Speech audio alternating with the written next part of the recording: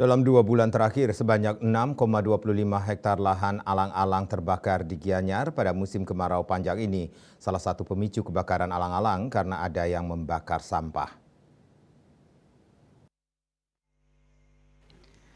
Kasatpol PP dan Damkar Kabupaten Gianyar Madewate meminta masyarakat agar tidak membakar sampah sembarangan sehingga bisa memicu kebakaran lebih luas termasuk kebakaran alang-alang.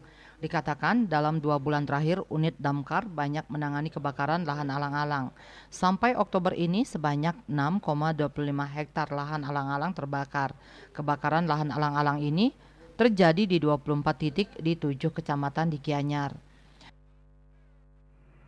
Baik, saya izin pimpinan terkait dengan akhir-akhir ini memang banyak sekali kejadian kebakaran lahan maupun alang-alang.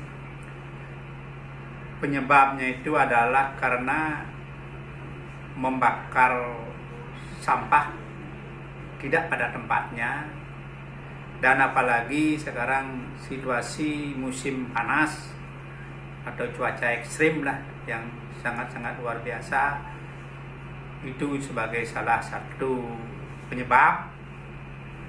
Dan sesuai data yang ada pada kami, sampai bulan Oktober ini 6,5 hektar lahan maupun alang-alang itu terbakar karena akibat membakar sampah. Nah, untuk itu mengingat cuaca yang sangat ekstrim, kami himbau kepada seluruh masyarakat untuk selalu berhati-hati dan jangan membakar sampah.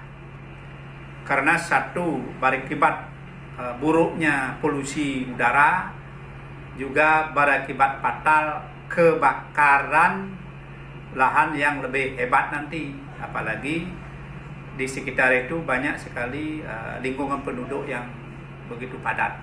Untuk itu kami himbau kepada seluruh masyarakat untuk jangan membakar sampah.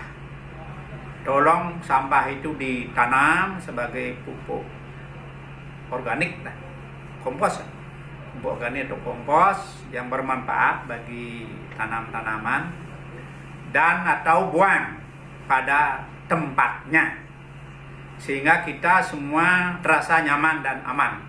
Kira demikian himbauan kami. Pemkab Gianyar mengimbau masyarakat mewaspadai kemungkinan terjadinya kebakaran dengan tidak membakar sampah. Membakar sampah dapat menimbulkan polusi udara. Wirnaya Bali Pos melaporkan.